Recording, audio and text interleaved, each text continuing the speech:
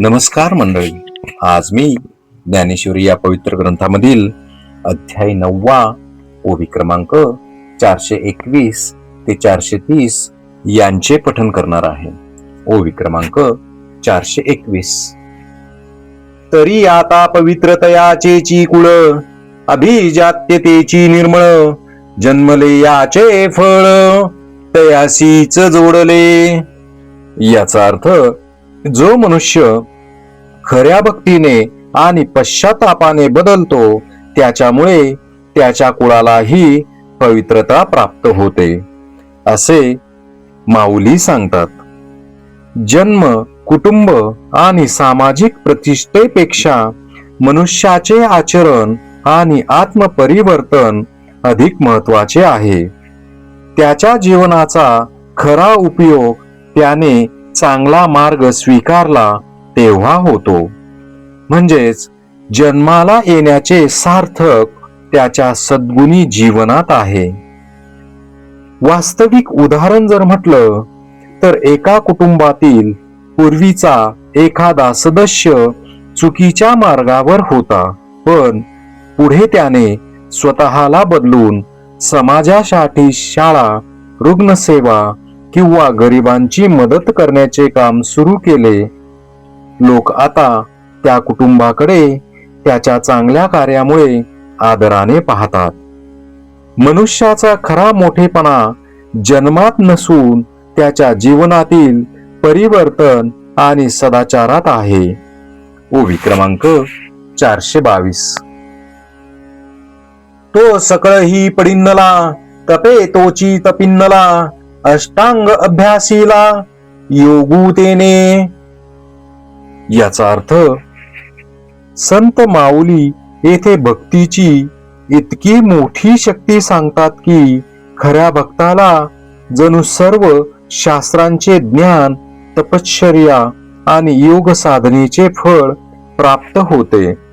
याचा अर्थ असा नाही की अभ्यास किंवा योग करण्याची गरज नाही, तर अनन्य भक्तीमध्ये ज्ञान, तप आणि योग यांचा सार समाविष्ट होतो.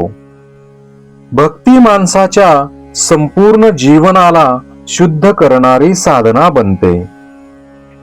वास्तविक उदाहरण जर म्हटलं तर एखादी व्यक्ती मोठ्या प्रमाणात धार्मिक ग्रंथ वाचलेली नसली तरी ती प्रामाणिकपणे देवाचे स्मरण करते, गरजूंना मदत करते, अहंकार टाळते आणि सत्याने जगते.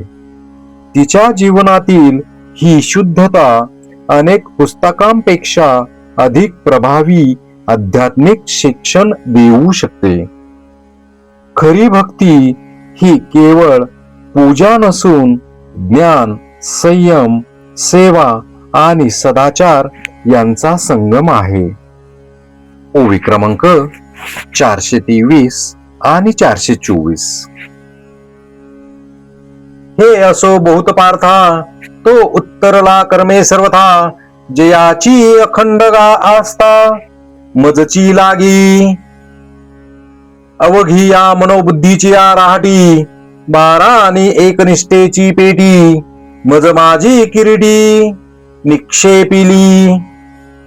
या 2 ओव्यांचा अर्थ, ज्यांची अखंड श्रद्धा परमेश्वरावर असते तो कर्माच्या बंधनातून मुक्त होतो.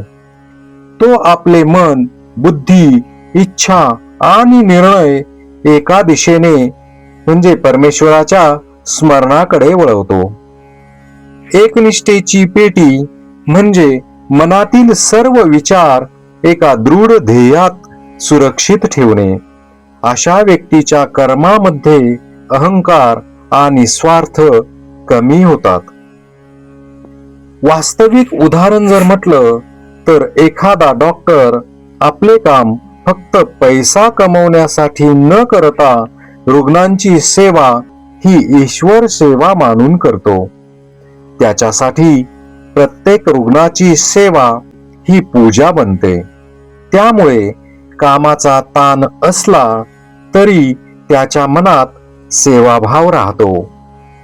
मन, बुद्धी आणि कर्म परमेश्वराला समर्पित केले की कर्मबंधन न राहता साधना बनते. श्रीकृष्ण अर्जुनाला सांगतात की खरा भक्त लवकरच धर्मात्मा होतो आणि कायमस्वरूपी शांती प्राप्त करतो. त्याचा भूतकाळ त्याचा अंतिम ओळखीचा निर्णय करत नाही. म्हणून श्रीकृष्ण अर्जुनाला ठामपणे सांगतात, माझा भक्त कधीही नष्ट होत नाही. ही भक्ताला दिलेली आश्वासक हमी आहे. ओवी क्रमांक 425. तो आता अवसरे मज सारिखा होईल, ऐसा हनभाव तुझ जाईल, हा गा अमृता आत राहील, तया मरण कैचे. याचा अर्थ अर्जुनाला कदाचित असे वाटेल की भक्ताला परमेश्वराचे स्वरूप नंतर मृत्यूनंतर मिळेल. माऊली सांगतात की भक्तीमुळे तो जिवंत असतानाच परमेश्वराच्या अमृत स्वरूपाशी जोडला जातो. ज्याला आत्मिक अमरत्वाची अनुभूती आली त्याच्यासाठी मृत्यूची भीती कमी होते. येथे अमृत म्हणजे शरीर अमर होणे नव्हे तर आत्मस्वरूपाची अनुभूती होय.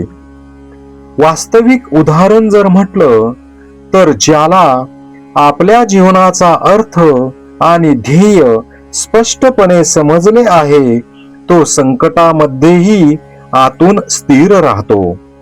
बाहेर परिस्थिती बदलली तरी त्याची अंतःशांती सहज ढळत नाही. आत्मस्वरूपाची जाणीव झाली की मृत्यूची भीती आणि अस्थिरता कमी होते. ओवी क्रमांक 426. पै सूर्योदो वेळून उदयजे, तया वेळा की रात्री म्हणजे, तेवी माझी भक्ती विनजे कीजे, ते महापाप नोहे. याचा अर्थ माऊली सूर्याचे उदाहरण देतात. ज्यावेळी सूर्याचा प्रकाश नसतो त्याला रात्र म्हणतात. त्याचप्रमाणे जीवनातून परमेश्वराची जाणीव, भक्ती आणि सद्भावना निघून गेली तर कर्माला आध्यात्मिक प्रकाश राहत नाही. येथे महापाप म्हणजे केवळ बाह्य धार्मिक विधी न करणे असा अर्थ नाही, तर परमेश्वराची जाणीव विसरून स्वार्थ, अहंकार आणि चुकीच्या वृत्तीने कर्म करणे हा मुख्य दोष आहे. वास्तविक उदाहरण जर म्हटलं तर दोन व्यक्ती एकच दान कार्य करतात. एक व्यक्ती प्रसिद्धी मिळावी म्हणून दान करते, तर दुसरी व्यक्ती कोणालाही न सांगता गरजू व्यक्तीला मदत करते. बाहेरून दोन्ही कृती सारख्या दिसल्या तरी दुसऱ्या कृतीमागे सेवाभाव आणि ईश्वर भावना आहे. कर्मापेक्षा कर्मामागील भावना आणि अंतःकरणाची शुद्धता अधिक महत्वाची आहे. ओवी क्रमांक 427. मनोनी तयाची या चित्ता, माझी जवळीक पंडुसुता, तेव्हाची तो तत्वता स्वरूप माझे. याचा अर्थ ज्या क्षणी भक्ताच्या अंतःकरणात परमेश्वराची खरी जवळीक निर्माण होते त्या क्षणी त्याचे मन परमेश्वरमय होते. बाहेरून तो सामान्य माणसासारखा व्यवहार करतो, पण त्याच्या अंतःकरणात ईश्वराची जाणीव सतत जागी असते. ही जवळीक केवळ मंदिरात किंवा पूजेच्या वेळी नसून प्रत्येक क्षणी अनुभवायची आहे. शेवटी भक्ताला आपल्या आत असलेले परमेश्वराचे स्वरूप जाणवते. वास्तविक उदाहरण जर म्हटलं तर आई आपल्या लहान मुलाला सतत जवळ ठेवत नसली तरी तिच्या मनात त्याची काळजी सतत असते. ती स्वयंपाक करताना, काम करताना किंवा बाहेर असतानाही त्याला विसरत नाही. त्याचप्रमाणे भक्ताचे मन व्यवहारात असले तरी त्याची अंतः जाणीव परमेश्वराशी जोडलेली असते. देवाची खरी जवळीक बाहेर शोधण्यापेक्षा अंतःकरणात निर्माण करणे हीच भक्तीची परिपूर्ण अवस्था आहे. उभी क्रमांक 428. जैसा दीपे दीपूला विजे, तेथ आदिल कोण हे नोळखीजे, तैसा सर्वस्वे जो मज भजे, तो मीची होऊनी ठाके. याचा अर्थ एका दिव्यापासून दुसरा दिवा पेटवला तरी दोन्ही दिव्यांचा प्रकाश एकच वाटतो. पहिला कोणता आणि दुसरा कोणता हे ओळखता येत नाही. त्याचप्रमाणे जो भक्त आपले मन, बुद्धी, अहंकार आणि सर्वस्व परमेश्वराला अर्पण करतो तो देवमय होतो. त्याचे स्वतंत्र मी पण कमी होत जाते आणि त्याच्या प्रत्येक कृतीत ईश्वर भाव दिसू लागतो. ही भक्तीची अत्युच्च अवस्था आहे.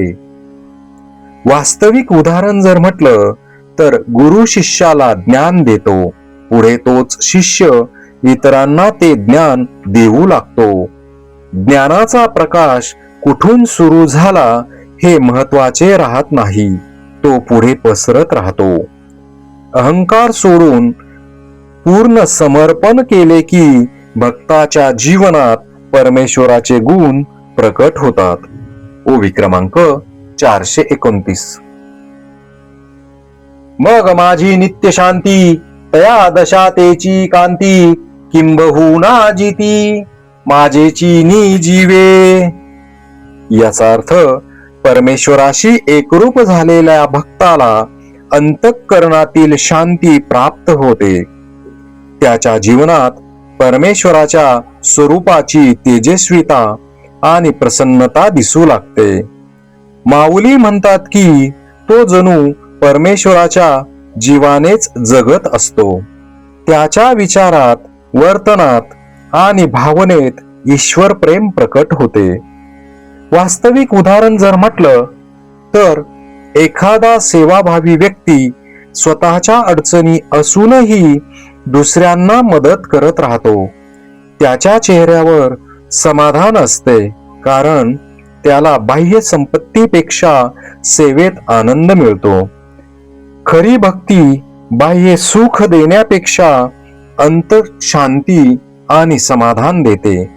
ओवी क्रमांक 430. एथ पार्था पुढत पुढती, तेची ते सांगो किती, जरी मी चाड तरी भक्ती, न विसंबीजे गा. याचा अर्थ माऊली संत ज्ञानेश्वर असं म्हणतात की हा संदेश पुन्हा पुन्हा सांगण्याची गरज आहे. ज्याला परमेश्वराची प्राप्ती हवी आहे त्याने भक्ती कधीही सोडू नये. भक्ती ही केवळ संकटाच्या वेळी करायची गोष्ट नाही, ती जीवनाचा सततचा आधार असावी. परमेश्वर प्राप्तीची खरी इच्छा असेल तर भक्तीमध्ये सातत्य आवश्यक आहे. वास्तविक उदाहरण जर म्हटलं तर एखाद्याला चांगले आरोग्य हवे असेल तर तो एक दिवस व्यायाम करून थांबत नाही. रोज थोडा थोडा व्यायाम, योग्य आहार आणि सातत्य आवश्यक असते. त्याचप्रमाणे आध्यात्मिक प्रगतीसाठी नियमित भक्ती आवश्यक आहे. भक्तीमध्ये सातत्य ठेवणे अधूनमधून केलेली साधना नव्हे तर अखंड भाव महत्वाचा आहे. वरील ओव्यांचा सार असा आहे की चूक झाली म्हणून जीवन संपले असे नाही. पश्चातापातून परिवर्तन, परिवर्तनातून भक्ती आणि भक्तीतून अंतःशांती हा माऊलीचा मार्ग आहे. भूतकाळातील चुका आपल्याला कायम बांधून ठेवत नाहीत. मनापासून चुकीचा मार्ग सोडून, अहंकार कमी करून, आपली कर्मे परमेश्वराला समर्पित करून आणि सतत चांगल्या भावनेने जगल्यास माणसाचे संपूर्ण जीवन बदलू शकते. माझा भक्त कधीही नाश पावत नाही, हा या संपूर्ण भागाचा सर्वात आश्वासक संदेश आहे. म्हणजेच देवाकडे जाण्यासाठी परिपूर्ण भूतकाळाची गरज नाही, परंतु प्रामाणिक वर्तमान आणि एकनिष्ठ अंतःकरणाची गरज आहे. श्री संत ज्ञानेश्वर महाराज की जय.